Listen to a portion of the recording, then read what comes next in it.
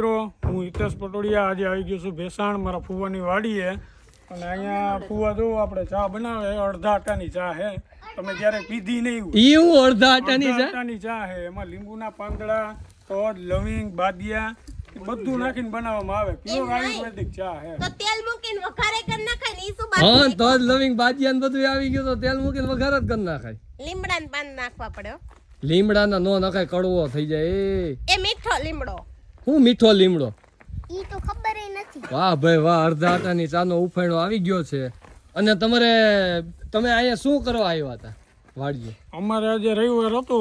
નવરા હતા એટલે કીધું ફાઈની ઘરે આટો મારી આવીને ભજીયાનો પ્રોગ્રામ કર્યો કુંભણિયા ભજીયાનો તો કોને બનાવ્યા હતા તમે બનાવ્યા હતા ભજીયા આપણે જ બનાવીને તો તમે તમારે લાઈફમાં તમે એડવોકેટ છો હા એકાઉન્ટિંગ નું કરો છો તમે ભજીયા બનાવતા હોય તમારો વિડીયો વાયરલ થયો તો એ મેં જોયો હતો તમારો કે તમે ઘરે પુડલા બનાવતા હતા અને કોકની ઘરે જઈને તમે કુંભણિયા ભજીયા બનાવતા તો તમારી એડવોકેટની લાઈફમાં તમે આમ નીચો જોવો જેવું થાય કે ભજીયા બનાવતો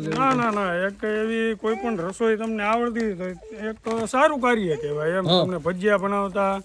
કે જ્યારે કોઈ એવી વાત છે કે એડવોકેટ છે છતાંય એમને રસોઈ કરતા આવડે છે તમારું કરો કાઈ નથી આવડતું એ મને નથી આવડતું એટલે તને બધું દુઃખના બરેડા પડે છે પડે કા ઈ તમારા જ મોટા ભાઈ છે એને બધું આવડે પણ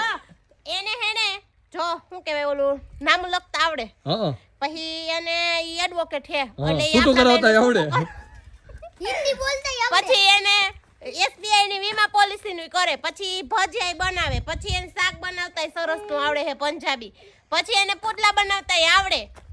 પણ એને જો બધું આવડે ઈ મને આવડતું હોય એનામાં મારામાં ફરક હું તો ઈ એડવોકેટ છે હું કેમ એક લોગર છું એલો ફેર હા તો એમ હોય એવું ન હોય માણામાં ફેર હોય તમે અહીંયા કઈ રમવા નથી આવ્યા એટલે તમારી સુંદરી તમે હેઠી રાખો આપણે હમણાં કેવા કાંઠાનો ચા કીધો તો ઉપલા કાંઠાનો અડધા આટાની ચા સારું નામ આપ્યું જો પાકી ગઈ છે ચાલો ચા જોયા વાહ ભાઈ વાહ બની ગઈ અડધા આટાની ચા લાલ ઝૂમ થઈ ગઈ છે ઘૂમ વાહ ભાઈ ફૂલ તમે તો ફૂલ ફેમિલી સાથે આવી ગયા છો વાહ ભાઈ વાહ તો ફઈ ગયા ભાઈ મરચા ઉતારે છે આપણે લઈ જાવ એલા આ ફોય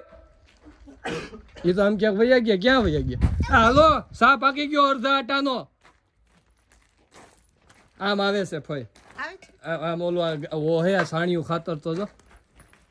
સ્પેશિયલ અમારા ફુવા હે ને છાણિયા ખાતર આધારિત જ ખેતી કરે આ બધું વાવેતર રહ્યું ને બધું છાણિયો ખાતર આધારિત જ ગાય આધારિત હા આ ફુવા કેટલા વીઘાનો નંબર છે 25 વીઘાનો નંબર છે બધું ગાય આધારિત ઉત્પાદન કરે છે ઘરે 3 ગાયું છે અને જો એને ખેતરમાં ખાતર નાખવાનું ઘટે તો ઈ વેચાતું બહારથી ગોતીને જો 3 ગાયું વાહ 1 2 ને 3 ગાયું બાંધેલી છે ચાલો ગાયના દૂધની અડધા આટાની લવિંગ બાદિયા એલચી નાખેલી ચા પીવા આવી જાવ મિત્રો તારે પીવી છે તારે તો